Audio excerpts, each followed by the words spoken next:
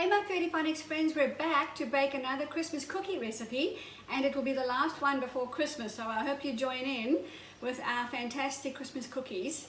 I must apologize for the light, it's a bit dark here today, but as you can see out the window it's a rainy day, so there's no bright sunshine. So for our Christmas cookies we're going to use a bag of white cake mix, vanilla cake mix over here.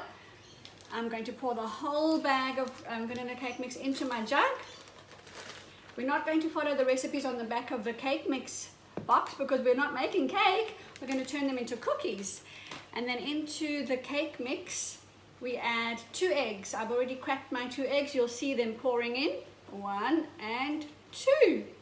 Incidentally, when you crack your eggs, please don't throw the shells away. You can keep them and use them for compost in your garden for the plants to grow.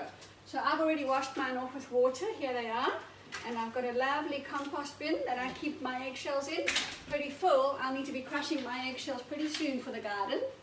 So remember to keep your eggshells.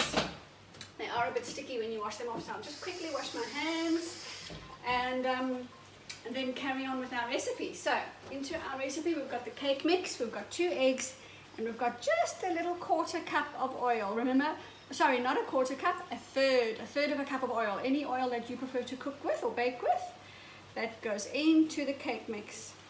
Now the recipe very specifically says that we need to only stir the mixture with a spoon, not a whisk and not a blender.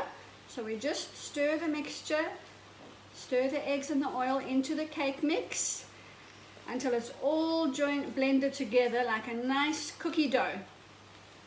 And then after that, we stir in 2 tablespoons of sprinkles. Because of course, what are Christmas cookies if they don't have sprinkles in them? There we go. Can you see it starting to blend together like a nice cookie dough? Alright, I think it's ready for the 2 tablespoons of sprinkles.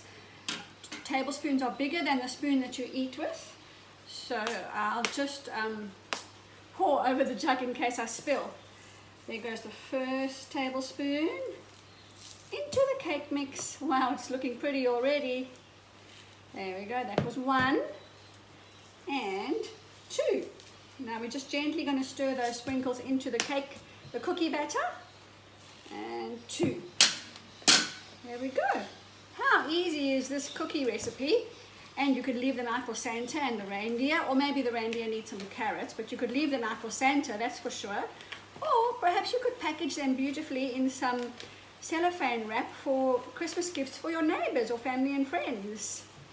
Okay, so now, okay, the M&Ms are red and green for the Christmas season, but you can really use any M&Ms or chocolate chips of your choice that go into the batter. So we've got our cake mix, we've got our 2 eggs, and we've got our 1/3 cup of oil. Now we need to put it onto the baking tray. That's just behind me over here. We're going to just dollop spoonfuls of the cookie mix into the bag. Can you see it there? I'll lift it up for you to see. There we go. Going to dollop spoonfuls onto the baking tray. Wow, those look quite big. I might make them a little bit smaller. Just like that. You can make them as big or as small as you like. Now remember not to follow the instructions on the cake mixture box because we're not making cake, we're making cookies. And then once we've got them in the baking tray, we're going to use the bottom of a glass or a mug or anything that you've got that's flat to just flatten them down a little bit. And then we're going to put a handful of those M&Ms into the batter of each Christmas cookie, and then they bake in the oven. If your mum or dad use Fahrenheit for your oven, it needs to be 350 degrees Fahrenheit. If you use Celsius for the oven, it needs to be 180 degrees Celsius, sorry, for only 8 minutes, no longer. Even if it looks like the cookies aren't cooked, don't put them in for any longer, because they go a little bit crisp after you bake them, when you take them out the oven. Can you see them in there?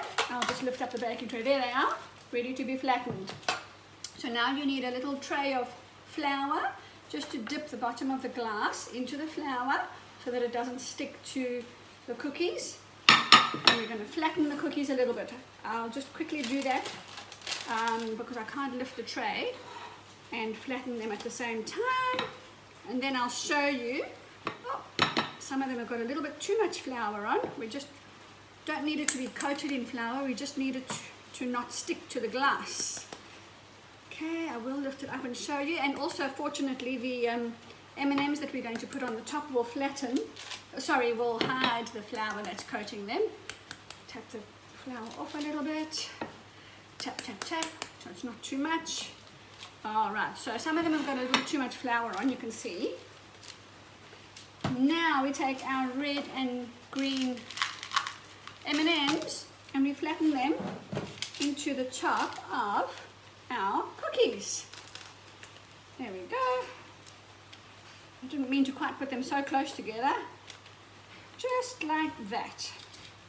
Take another little handful, flatten them in. Can you see there? Yep, a little bit. Okay, flatten them in. And then they're going to melt into the cookies while they bake. Yum, won't that be delicious? Alright, let me just put the tray down and finish up, and then I'll show you what they look like once I've finished. Just flatten them in gently, don't push them in, because if you push them in too hard, they'll go down to the bottom of the baking tray, and then the cookies will burn where the dough is too thin. So just a little flat, just like a pat, pat, pat. And then, like I say, you only bake them for 8 minutes and let them cool down, and then you can either eat them yourself and enjoy them with your family, or wrap them up as a gift, or leave them out for Santa. They also freeze well. If you don't want to eat them all in one go, you can put some in a Tupperware container and freeze them for maybe New Year's cookies. If you haven't used red and green, you can use, or any other cookie color of the M&Ms, to keep them for another celebration. Alright, now I'll be sure to show you a photo of these when I take them out the oven. I think they've got enough M&Ms in. Here we go. Let's have a look. Don't they look good? Gonna pop them into the oven for 8 minutes. Put it in the way. There we go. The light is off. They're ready to bake. Put them in the middle, and in just 8 minutes I will have some delicious Christmas cookies to show you. Thanks for joining me, and I do hope you bake your Christmas cookies too. And if you have baked any of my recipes on Foodie Phonics, I would love to give you a certificate for baking them. So you ask Mommy and Daddy to let me know in the comments which biscuits or which recipes you've baked, and I can send a certificate on your phone or your computer, not in the mail, for you to have to say thank you for baking our Foodie Phonics recipes. Thanks for joining me, boys and girls. Have a wonderful Christmas. See you next time. Bye.